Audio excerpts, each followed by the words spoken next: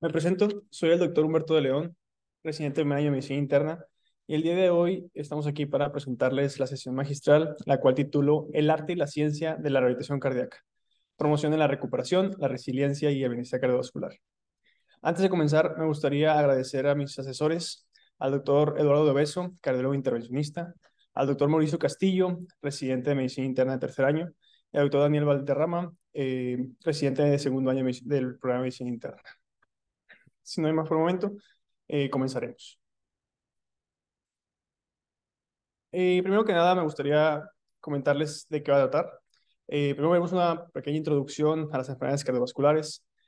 Hablaremos de qué es la rehabilitación cardíaca, la historia detrás de la misma, los objetivos que la componen, componentes centrales de la rehabilitación cardíaca, cuáles son las metas esperadas en estos componentes, la evidencia que existe de su efectividad, los riesgos que conlleva esta intervención y la evidencia que tenemos de costo-efectividad de la reacción cardíaca. Por último, hablaremos de ciertos puntos en conclusiones y les mostraremos las referencias bibliográficas.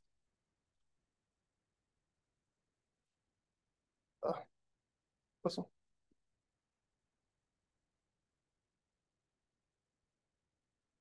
Perdón. Un segundo. Se ocurrió. Muy bien. Esta es la lista de las abreviaturas. Hablaremos de AIT como accidente isquémico transitorio. Hablaremos de ACS, Acute Coronary Syndrome, CCS, de Chronic Coronary Syndrome, SV, enfermedades cardiovasculares, HF para hacer referencia a la falla cardíaca, RC para hablar de la reducción cardíaca, PCI para intervención coronaria percutánea, así como IAM para infarto al miocardio, CABG para cirugía de injerto de derivación de arteria coronaria, V para un ventilatorio, haciendo referencia a EAPC de European Association of Preventive Cardiology, VO-Max para el volumen máximo de oxígeno durante el tiempo de ejercicio y MVO2 haciendo referencia al consumo de oxígeno por el miocardio. Primero que nada me gustaría hablar de por qué las enfermedades cardiovasculares son tan importantes. Y para ello tenemos que definirlas. Y estas son un grupo de desórdenes tanto del corazón como de los sanguíneos. Existen muchos tipos y clasificaciones, dentro de las cuales las principales cuatro que vamos a abordar son enfermedades coronarias del corazón, los accidentes cerebrovasculares, la enfermedad arterial periférica y enfermedad aórtica. Dentro de donde se enfoca, donde está un poco más enfocada la rehabilitación cardíaca, es en la enfermedad coronaria del corazón, haciendo referencia a los síndromes coronarios crónicos, a los síndromes coronarios agudos, así como a la falla cardíaca. Es donde la rehabilitación cardíaca tiene mucho más evidencia de su efectividad. Ahora, ¿cuáles son los factores de riesgo ya conocidos de las enfermedades cardiovasculares? Dentro de estos tenemos el control de protección arterial, la diabetes, el fumar, el tener hábitos dietéticos no saludables, el tener un descontrol a nivel de los lípidos en nuestro cuerpo, el sedentarismo, sobrepeso y la obesidad, así como algunos factores de riesgo no modificables como los antecedentes heredofamiliares y la edad. Ahora, aunque estos son factores de riesgo ya conocidos, tenemos que tomarlos en consideración porque dentro de esta rehabilitación cardíaca que abordaremos más adelante, pues se tiene que también atacar dentro de estos factores de riesgo. Y bueno, ¿de dónde hablamos? ¿De dónde partimos que tiene un impacto tan grande en las enfermedades cardiovasculares? Pues se sabe que es la primera causa de muerte a nivel mundial, que se habla de que el 32% de todas las muertes mundiales fue a causa de enfermedades cardiovasculares. Esto en un reporte por parte de la OMS en el 2019, que no ha cambiado mucho en el paso del tiempo, y que más de tres cuartas partes de estas defunciones asociadas a las enfermedades cardiovasculares se producen en países de ingresos bajos y medios, como es donde caería nuestro país. Y algo muy importante a ahondar es que la mayoría de las enfermedades cardiovasculares pueden prevenirse siempre que se ataquen los factores de riesgo. Por lo tanto, como se habla de una rehabilitación cardíaca y de una prevención secundaria, al atacar esos factores de riesgo, la intención también es disminuir estas tasas de mortalidad. Ahora, ¿qué evidencia tenemos del impacto que tienen las enfermedades cardiovasculares, pues ahora sí que en el día a día de los pacientes? Se realizó una corte en Estados Unidos alrededor del 2020, en la cual se incluyeron más de 150,000 pacientes que habían sufrido infarto agudo de miocardio y más de 220,000 personas que estaban clasificadas con una diagnóstico de falla cardíaca. Y se hablaba de que existían a lo largo de esta corte, que fue de 2005 al 2017, una tasa de rehospitalización de alrededor del 14.7% para los pacientes con infarto agudo miocardio y una tasa del 20.8% para los pacientes con falla cardíaca. De igual forma, tenemos en esta corte que la tasa de mortalidad eh, es del 4.4% para pacientes con infartos agudos del miocardio y del 6.6% para los pacientes con falla cardíaca. Ahora, estas tasas que evidenciamos aquí son el punto más bajo de esta corte, hablando del 2017. Y aunque ha ido una tendencia a la disminución por las nuevas metas que podemos llegar a controlar y nuevos guías de práctica clínica, siguen siendo tasas bastante altas y poco aceptables. Y de hecho, la tasa de mortalidad básicamente en los dos grupos se queda básicamente igual. Ahora sí, una vez que entendemos qué es tan importante, porque entendemos este contexto de las enfermedades cardiovasculares y el impacto que tiene en la sociedad, hablaremos de una de las intervenciones, que es la rehabilitación cardíaca. Y para definirlo, tenemos que establecer qué es una intervención, primero que nada, que es multifactorial y es integral, dentro del cual la intención es tener una prevención secundaria. Un dato muy importante de la rehabilitación cardíaca es que debe ser supervisada y que parte de esta relación cardíaca va a estar encaminada en estabilizar los componentes clínicos de las diferentes patologías que abordaremos, así como los efectos fisiológicos y psicológicos de la enfermedad cardiovascular. Todo esto con la intención, al ser una prevención secundaria, de reducir el riesgo de futuros eventos cardiovasculares. ¿Okay? Ahora, ¿quiénes son básicamente las poblaciones que son elegibles para participar en los programas de rehabilitación cardíaca? Básicamente se define a grandes rasgos que los pacientes que han sufrido algún síndrome coronario agudo, no todos, pero algunos de ellos, síndrome coronario crónico, que tengan el diagnóstico de insuficiencia cardíaca o que hayan, pues así que sido con alguna intervención de revascularización coronaria, como sería la intervención coronaria percutánea o la cirugía de injerto de derivación de arteria coronaria. Cualquiera de estas situaciones o condiciones de los pacientes serían condiciones para poder ser elegibles en participar en la rehabilitación cardíaca. Ahora, así como tenemos que tener en cuenta que sigue siendo una intervención, también tenemos que tomar en consideración quiénes no o en quiénes se tiene que contraindicar la realización de la rehabilitación cardíaca por todo lo que implica el esfuerzo. Pacientes con condiciones como angina inestable, pacientes que tengan una insuficiencia cardíaca pero que se encuentren en un estado de descompensación, pacientes con arritmias ventriculares que se vuelven complejas o que tengan diagnóstico de hipertensión arterial pulmonar más allá de los 60 mililitros de mercurio, que tengamos miocardiopatías obstructivas graves, así como estenosis aórtica grave o sintomática, que muchas veces va de la mano. Entonces, en estos pacientes, clasificarlos o que pudiesen llegar a tener una reacción cardíaca, el riesgo sobre beneficio es mayor, por lo tanto, se contraindica esta realización.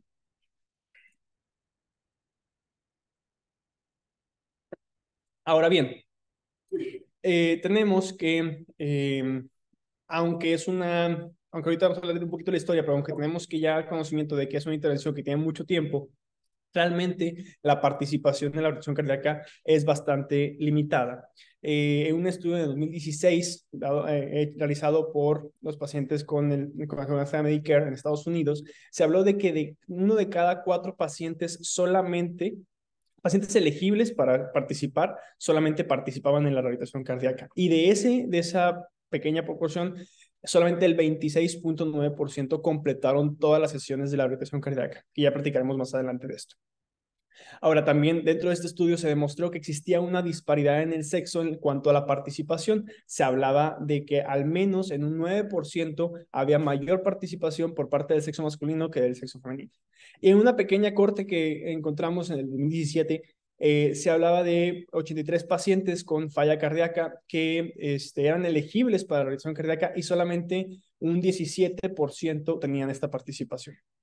Entonces, aunque es una intervención secundaria ya con métricas establecidas y que tiene un impacto importante, se habla de que tenemos una participación muy limitada por parte de la población. Muy bien, ahora, ¿de dónde parte la rehabilitación cardíaca? Pues bueno, tenemos algunos registros muy anecdóticos por ahí de los 770, donde se hablaba de reportes de un paciente el cual había sufrido un cuadro compatible con angina y que había tenido una evolución favorable al realizar trabajos en el bosque. Trabajos al final del día, esto se ve eh, representado como el ejercicio, ¿no? Pero realmente es un reporte anecdótico. Por ahí de los 30, posterior a tener un infarto del miocardio o una cardiopatía, se hablaba de que la indicación era el descanso en cama, ¿sí? Darle reposo al paciente para tener una mejor evolución. Por ahí de los 40 se comienza a ver cierta tendencia a introducir la actividad física, pero como recomendaciones muy, pues digamos, personales por parte de los médicos y no tanto estructurales por parte de algunas de las guías de prácticas clínica o consensos. Para los 50, la indicación posterior a haber tenido un infarto algún miocardio, se hablaba de caminar 5 minutos diarios, comenzar con cierta actividad física, pero sin nada estructurado. Para los 60 se comienza a establecer programas de rehabilitación cardíaca, pero estos programas que comienzan a hablarse dentro de los hospitales es que son intrahospitalarios. Y vamos a hablar que dentro de la rehabilitación cardíaca es un componente, pero no es el único componente del mismo. Y entonces se habla de que solamente programas intrahospitalarios de realizar ciertos ejercicios. Para los 70 se habla ya de ejercicios monitorizados fuera del hospital. Todo esto componentes de la rehabilitación cardíaca siempre enfocados a componentes de actividad física. Para los 80 es que se empieza a ver un cambio en este modelo de la rehabilitación cardíaca y pasa ya no tanto a hacer solamente ejercicios, sino una prevención secundaria completa dentro de un protocolo donde también se enfoca en cambios en el estilo de vida, no solamente ya de ejercicio, sino comienza a haber cierta enfoque hacia un control del peso, control de comorbilidades, comida saludable, etcétera. Y para los 90 es cuando comienzan a tener las primeras guías de práctica clínica de rehabilitación cardíaca. Estas se han ido actualizando constantemente y las últimas que tenemos por parte de la Asociación Europea es del 2021, que hablaremos un poquito de ella más adelante. Ahora bien, ¿cuáles son los objetivos que tiene la rehabilitación cardíaca? Vamos a ver que tiene varios objetivos y metas esperadas, pero objetivos a grandes rasgos. Hablamos de que es empoderar al paciente sobre su enfermedad y qué es lo que se puede llegar a hacer para controlar la misma, ayudar a optimizar las habilidades físicas y sobre todo, que tenga un impacto importante, es mejorar su calidad de vida. ¿Okay? Esto al final del día va a traer que nuestro objetivo final es permitir que los pacientes se vuelvan tanto responsables como autónomos en el tratamiento de su enfermedad y de los cambios del estilo de vida que esto va a conllevar. ¿Ok? Ahora bien, la rehabilitación cardíaca consiste en 3 fases. Todo lo que vamos a abordar más adelante, los componentes, va a estar incluido en estas 3 fases. La fase 1 es la fase de internamiento. Es cuando la actividad física progresiva se hace mientras el paciente aún se encuentre en el hospital. ¿Sí? Generalmente estas fases llegan a ser, cuando se empiezan a implementar los protocolos, bastante cortas por querer tener una estancia hospitalaria limitada o corta. Sin embargo, es importante establecer que esta fase, la intención es llevar al paciente progresivamente a la actividad física mínima para poder realizar las tareas domésticas simples, siempre y cuando cumpla con la situación, ¿no? Ahora, la fase 2 es cuando ya tenemos programas de ejercicio ambulatorio, pero en esta fase sigue siendo supervisado. Generalmente estas fases llegan a durar de 3 a 6 meses de duración y son ejercicios controlados y generalmente es cuando comenzamos, más allá del ejercicio, también a implementar una reducción agresiva de los factores de riesgo. Como ya comentábamos, el control de las comorbilidades, como la hipertensión, las dislipidemias, el control del peso, etcétera. ¿Sí? La diferencia entre la fase 1 y la fase 2 básicamente es que una se hace durante la hospitalización y la otra es mucho más prolongada y aquí es donde realmente el paciente va a ir conociéndose sus limitaciones. Y por último, la fase 3 de esta rehabilitación cardíaca consiste en la fase de mantenimiento. Técnicamente es la fase que va a durar durante todo el tiempo de la vida del paciente que tenga esta cardiopatía, ¿sí? Donde el enfoque va a ser enfatizarse tanto en la aptitud física como en la reducción adicional de los factores de riesgo. Si inicialmente fuimos agresivos con el control de las comorbilidades, posteriormente va a ser con la reducción del peso o el control del peso, o va a ser enfocado al resto de factores de riesgo como el fumar o hábitos higiénico-dietéticos saludables. Aquí ya el ejercicio es en casa, es en el gimnasio, ya el paciente ya pasó por la fase 2 que fue la supervisada, y aquí ya se conoce sus limitaciones y cómo puede mantenerse. Entonces, resumiendo, fase 1 intrahospitalaria, fase 2 ejercicios fuera del hospital supervisados, y la fase 3 fase de mantenimiento para el resto de la vida del paciente. Dentro de las métricas mínimas que tiene que tener la rehabilitación cardíaca, según la Asociación Europea de Prevención de Cardiología, es que estos programas de rehabilitación cardíaca tienen que durar al menos 24 sesiones, que se tiene que realizar una evaluación importante en cuanto al riesgo del ejercicio, que ahorita abordaremos un poquito más a detalle eso, que exista una adherencia tanto al asesoramiento sobre la medicación, así como de la actividad física, que haya asesoramiento a nivel nutricional y de la gestión del peso, de la limitación del consumo de alcohol y de tabaco, y así como el manejo de las comorbilidades de lípidos, hiperpresión arterial y el manejo de la diabetes mellitus. Un componente esencial de estas métricas mínimas es la gestión del componente psicosocial de los pacientes, y que exista reuniones semanales o cada 2 semanas al menos de equipos multidisciplinarios que están abordando toda esta condición para poder valorar la evolución de los pacientes con la rehabilitación cardíaca. Algo importante dentro de las métricas que tiene que tener es que debe de existir ya un plan al alta y un enfoque a largo plazo, tanto de la actividad física, y que esto se encuentre estructurado para que el paciente pueda continuarlo básicamente ya en la fase 3 de la rehabilitación cardíaca. Obviamente, estas son las métricas mínimas. También nos dan recomendaciones de métricas óptimas, donde la duración de los programas puede ser mayor a 36 sesiones. Sin embargo, esto es lo mínimo que debe tener un programa para poder satisfacer o cubrir de forma integral y multidisciplinaria la rehabilitación cardíaca. Ahora, dentro de los componentes centrales de la rehabilitación cardíaca y de la prevención secundaria, se abordan las la evaluación del paciente, que es primordial. Antes de comenzar cualquier rehabilitación cardíaca se tiene que realizar una evaluación muy completa, que ahorita abordaremos, el control de las movilidades, el ejercicio, la reducción o el control del peso, hábitos higiénico-dietéticos saludables, así como detener el fumar, básicamente el cese del consumo de tabaco.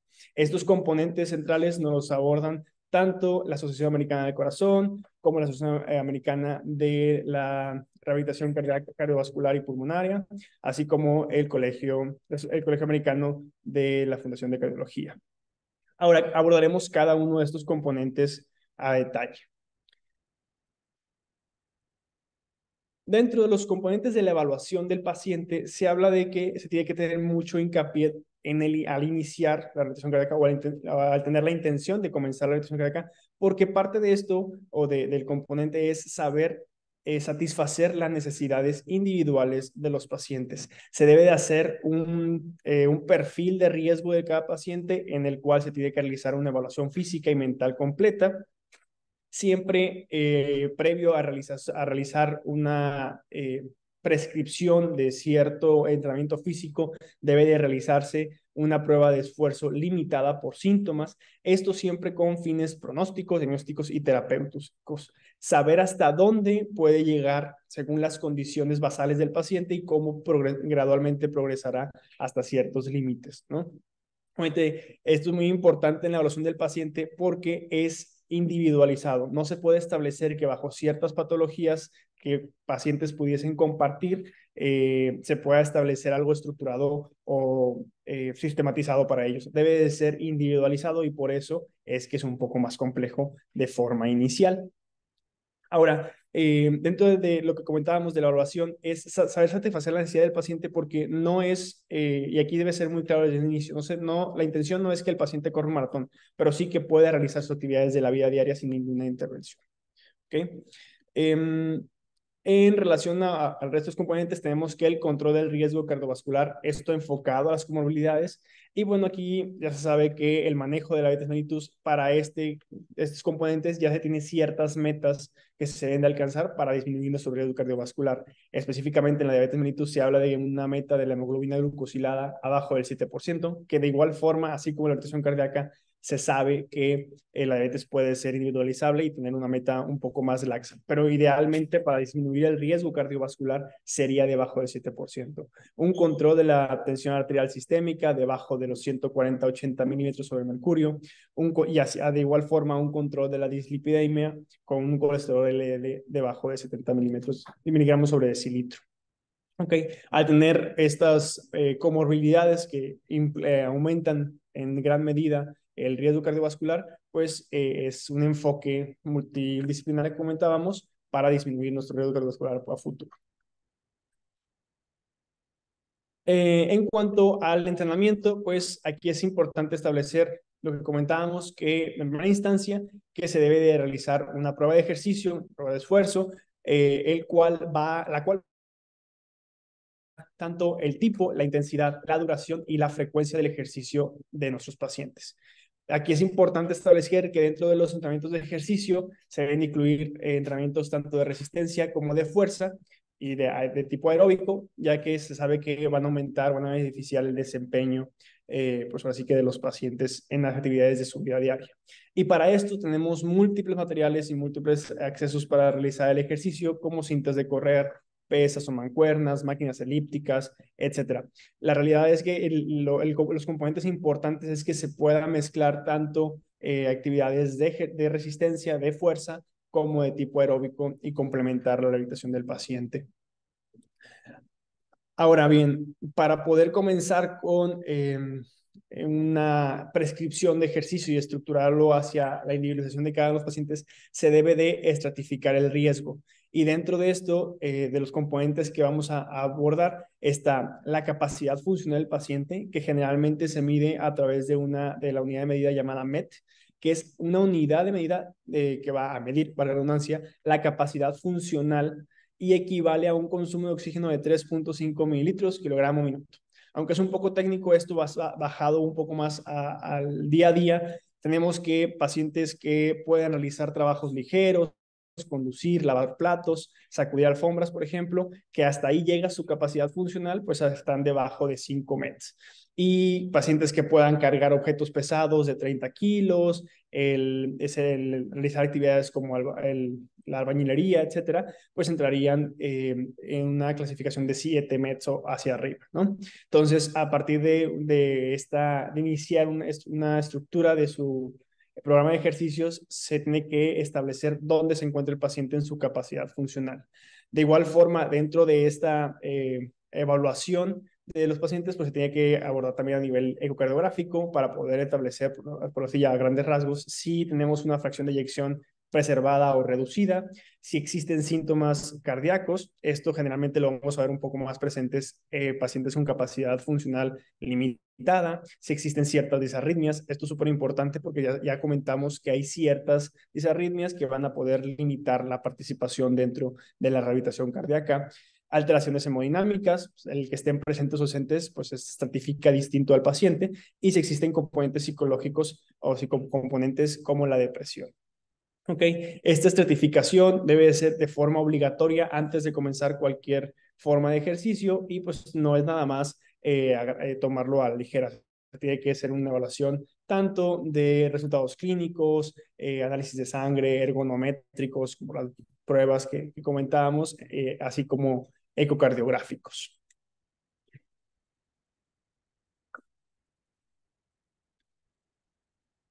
Ahora, la recomendación a grandes rasgos que nos dan las guías, en este caso la del 2021, la última que comentábamos hace un momento, nos dice que se recomienda un aumento gradual de la actividad física, que se realice al menos 2.5 horas semanales de actividad aeróbica, múltiples series, que cada uno dure 10 minutos, etc. y que gradualmente esto pueda progresar y tener una mejor, pues así que una mejor actividad física para los pacientes. Ahora, a partir de estas recomendaciones un tanto generales, existen ciertos protocolos que los autores nos proponen. Por ejemplo, protocolos de ejercicios aeróbicos de alta intensidad, así como protocolos de ejercicio de alto gasto calórico, dentro de los cuales difieren en la que no tenemos picos de ejercicio de alta intensidad, donde lleva nuestro volumen máximo de oxígeno hacia el 90-95%, esto medido por ergonometría, y periodos de descanso entre ellos. Y protocolos de alto gasto calórico donde nos hablan de caminatas a lo mejor con una intensidad moderada, pero durante más tiempo. Al final del día son sugerencias y son, pues así que, protocolos estructurados que ellos están proponiendo, pero no hay una propuesta tal cual. Simplemente se hace mucho hincapié en que se estratifique el riesgo de cada uno de los pacientes previo a comenzar la rehabilitación cardíaca. Y ahora, ¿de dónde está la ciencia detrás de esta indicación? Pues bueno, sabemos que el ejercicio aeróbico principalmente va a aumentar la capacidad del ejercicio y esto se va a ver reflejado en un aumento del volumen máximo de oxígeno.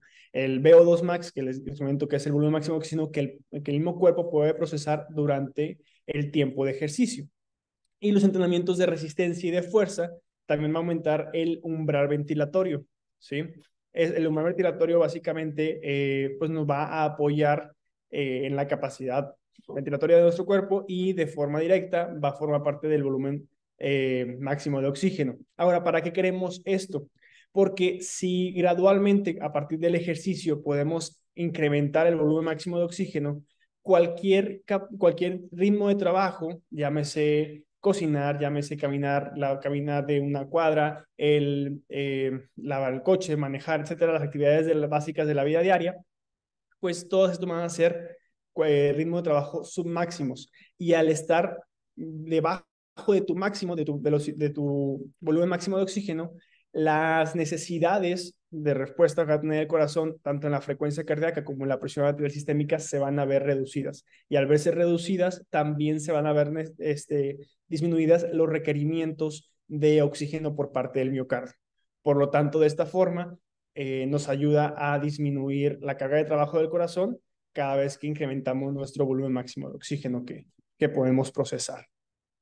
¿Ok? Dentro del resto de los componentes de la rehabilitación cardíaca, pues tenemos que el suspender el consumo del tabaco y el control del peso son bastante importantes. Ya tenemos evidencia de que que el suspender el tabaco disminuye alrededor del 36% la mortalidad en los pacientes comparados con los que no dejan de fumar. Y pues el control del peso, se sabe que pues, la intención es tener una pérdida entre el 5 y el 10% para tener un impacto directo sobre el riesgo cardiovascular. Ahora, otro componente que no se debe dejar fuera son los problemas psicológicos que pueden pues presentar los pacientes.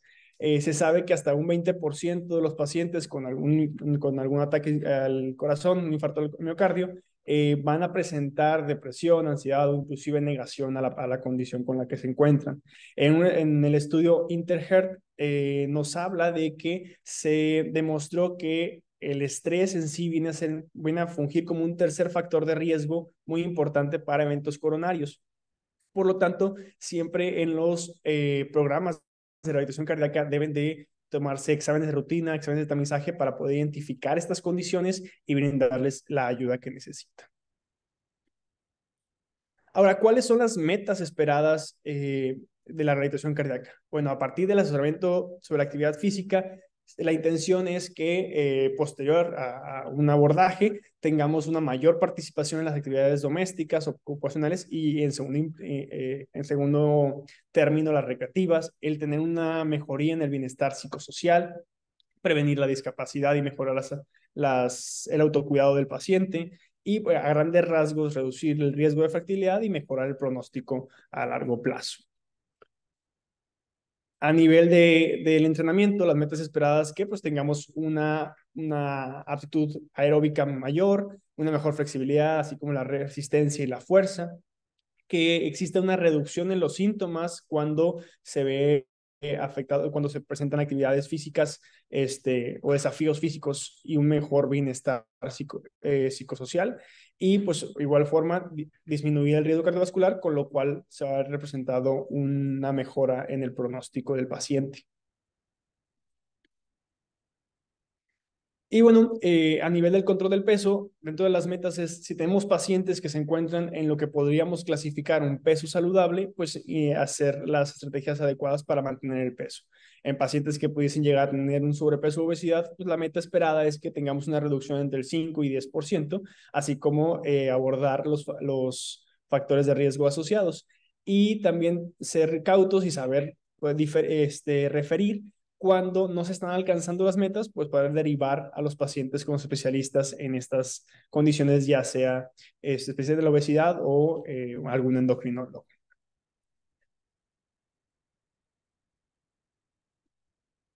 Ahora, en la teoría ya vemos por qué es importante abordarlos, quiénes pueden participar y vemos que tiene cierta lógica el que estas implementaciones tengan una mejoría y un mejor pronóstico en los pacientes, ¿no? Pero ¿realmente funciona en la práctica? Pues bueno, tenemos que en el 2013 se realizó un estudio en el cual se valoró la capacidad de la reacción cardíaca en pacientes que habían sufrido un ataque isquémico, un infarto agudo miocardio y que habían aparte tenido una aplicación de un bypass coronario. Dentro de estos se vio evidenciado que hubo una reducción de riesgo relativo a 10 años en la mortalidad por todas las causas en un 46%, y que aunado a esto se estima una reducción del 26 y del 31% en la readmisión hospitalaria, así como de mortalidad, ya enfocado específicamente a condiciones cardiovasculares. Ahora, este 26% y 31% pues tiene un impacto importante cuando previamente ya comentábamos que la tasa de rehospitalización era de un 14.7% y la tasa de mortalidad era de un 4.4%. Entonces, pues no son tasas nada despreciables. Por otro lado, se realizó un estudio un metaanálisis de 63 ensayos aleatorizados, en el cual se abordó más de 21,000 pacientes y se demostró que existía pacientes que participaban en la rehabilitación cardíaca, tenían una reducción del 38% de la recurrencia de un infarto agudo miocardio en los 12 meses. Ahora, cuando se realizó este metaanálisis, se dividió, por así llamarlo, en pacientes que estaban en un programa con ejercicio, en pacientes que solamente estaban haciendo ejercicio o pacientes sin ejercicio. Y las diferencias pues fueron bastante importantes, donde pacientes que solamente estaban con ejercicio sí tenían una disminución, pero rondaba el 14%, y en pacientes que no tenían ninguna intervención, pues rondaba una reducción del 12%. Entonces, tener un programa estructurado y aunado al ejercicio de una rehabilitación cardíaca, pues tenía un impacto importante. De igual forma, en este mismo estudio, se evidenció que existía una reducción del 15% de mortalidad a los 2 años con la rehabilitación cardíaca comparado con el manejo usual que presentaban, ¿no? De forma global dentro de todos los programas. Y el último que se tiene ahora sí que reportado fue una revisión sistemática realizada por Cochrane en este año, en el 2023, en donde básicamente incluían a todos los ensayos clínicos autorizados, alrededor de 85, que tenían cardiopatías isquémicas, como que habían sufrido un infarto, que habían tenido alguna intervención coronaria o que presentaban un síndrome coronario crónico, como sería la angina estable. Y en este se evidenció que existía una mejoría en la calidad de vida, que era una intervención costo efectiva, y a nivel ya de datos un poco más crudos, que había una reducción en la mortalidad cardiovascular, en la presencia de un reinfarto, así como en las tasas de rehospitalización. Ahora, algo importante que hay que tomar en consideración es que ya evidenciamos que en la teoría funciona, en la práctica tenemos buenas tasas de respuesta, pero no debemos de dejar de, por un lado, que sigue siendo una intervención y no es una intervención inocua. Entonces, ¿cuáles son los riesgos de la reacción cardiovascular? Pues bueno, en el 2007, por varias asociaciones de cardiología, se realizó un estudio en el cual se evidenciaba que de primera instancia existía un evento cardíaco por cada 8.484 pruebas de ejercicio realizadas. Esto es antes de iniciar la rehabilitación cardíaca, como parte de la evaluación inicial del paciente. Que existía un evento cardíaco alrededor de las 50.000 horas paciente de entrenamientos de ejercicio en esta fase inicial, que existía un evento por cada 60 a 80.000 horas paciente de ejercicio supervisado, hablando de la fase 2, básicamente la reacción cardíaca que comentábamos previamente, y que de forma global se hablaba de 1 a 3 arrestos cardíacos por cada millón de horas paciente ejercicio. Entonces, sigue siendo una intervención, sigue teniendo un riesgo realizarla, porque aunque se evalúa al paciente y se puede clasificar de cierta forma para comenzar la realización del ejercicio, inclusive en la prueba de evaluación podemos tener este tipo de eventos. Entonces, es algo a considerar. Costo-beneficio, por lo que hemos visto, tiene un impacto mayor, pero no dejar esto a un lado y como quiera, siempre que se tome una decisión, que sea en conjunto y que el paciente pues, se encuentre de acuerdo, ¿verdad? Y ahora, ya vimos que funciona, ya vimos sus riesgos, pero también tenemos que valorar si es costo efectiva la intervención. Y bueno, en el 2019 se hizo un análisis de costo-efectividad de los pacientes que habían sido sometidos a un programa de revisión cardíaca. Y en este metaanálisis se hablaba de que disminuía la estancia intrahospitalaria de 16 a 11 días en los pacientes que se rehospitalizaron. Ahora, de forma general, la reacción cardíaca va a disminuir la tasa de rehospitalización, pero inclusive los que se llegan a rehospitalizar, disminuye la cantidad de días. También se abordó dentro del análisis que existía una tasa de regreso al trabajo del 38 al 53% y que de forma global se hablaba de ahorros del costo total de la realización cardíaca de hasta $12,000 por paciente. Entonces vemos que tiene un costo efectivo importante. No solo eso, en este mismo estudio se realizó un análisis un poco más complejo en el cual se evaluó el costo por los años de vida, pero estos años de vida ajustados a la calidad del paciente. Y se determinó que existía tendencia a favorecer la implementación de la rehabilitación cardíaca. Ahora, dentro de este estudio, algo que se criticó mucho es que uno de los estudios incluidos en el metaanálisis dado por Leyet y asociados incluía una corte de pacientes muy grande, alrededor de más de 100,000 pacientes. Entonces, obviamente, esto cargaba el metaanálisis hacia una tendencia muy importante.